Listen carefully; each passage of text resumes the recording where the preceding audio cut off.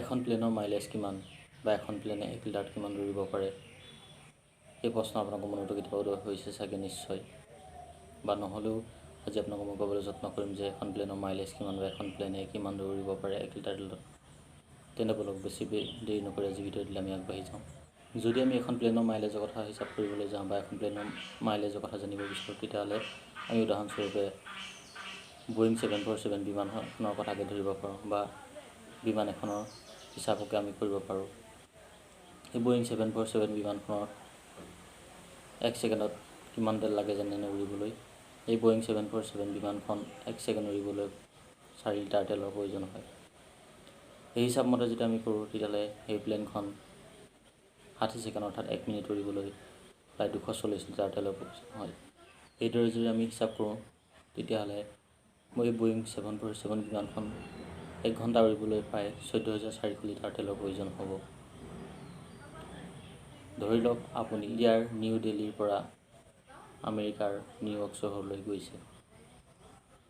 এই দিল্লীৰ পৰা নিউয়ৰ্ক চহৰৰ মাজৰ দূৰত্ব অৰ্থাৎ প্লেনে অতিক্ৰম কৰিবলৈ প্ৰায় 13 ঘণ্টা সময়ৰ প্ৰয়োজন হয়। এই 13 ঘণ্টা সময়ত এই বয়িং 747 বিমানখনে কিমান তেল খাব আপোনালোকে জানেনে?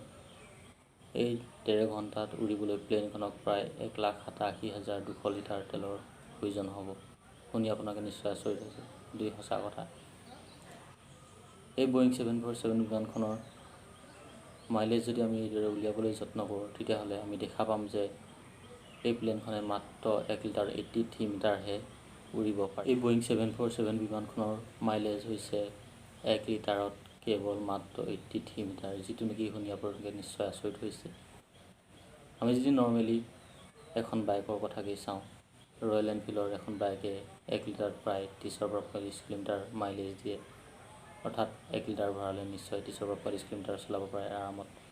তেনেকৈ যদি হুণ্ডাৰ CB চাইনৰ বাইকখনৰ কথা চাওঁ, সেই বাইকখনেও 1 লিটাৰত প্ৰায় 60 কিলোমিটাৰ মাইলেজ দিয়ে। অৰ্থাৎ 1 লিটাৰ তেল ভৰালে প্ৰায় 60 কিলোমিটাৰ যাব পাৰে। কিন্তু প্লেনৰ কথালৈ যদি আমি চাওঁ, তেতিয়াহ'লে 1 লিটাৰ তেলত মাত্ৰ 83 মিটাৰ, যিটো শুনি নিশ্চয় সকলো আচৰিত হ'ব, কিন্তু ই সঁচা কথা। এইদৰে হিচাপ কৰিলে দেখা যায় যে এখন প্লেনৰ মাইলেজ কেৱল 83 মিটাৰহে মাত্ৰ। আপোনালোকে ভাবিছেনে যে এই প্লেনসমূহত পেট্ৰল ডিজেল ভৰাই নেকি বুলি?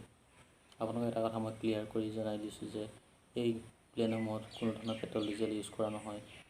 এই পেট্ৰল ডিজেলৰ সলনি প্লেনত এবিধ বেলেগ তেল ইউজ কৰা হয়, যাৰ নাম হৈছে এভিয়েশ্যন ফুয়েল। অৰ্থাৎ প্লেনসমূহৰ কাৰণে এটা পৃথককৈ তেল প্ৰস্তুত কৰা হয়, যাক কোৱা হয় এভিয়েশ্যন ফুয়েল।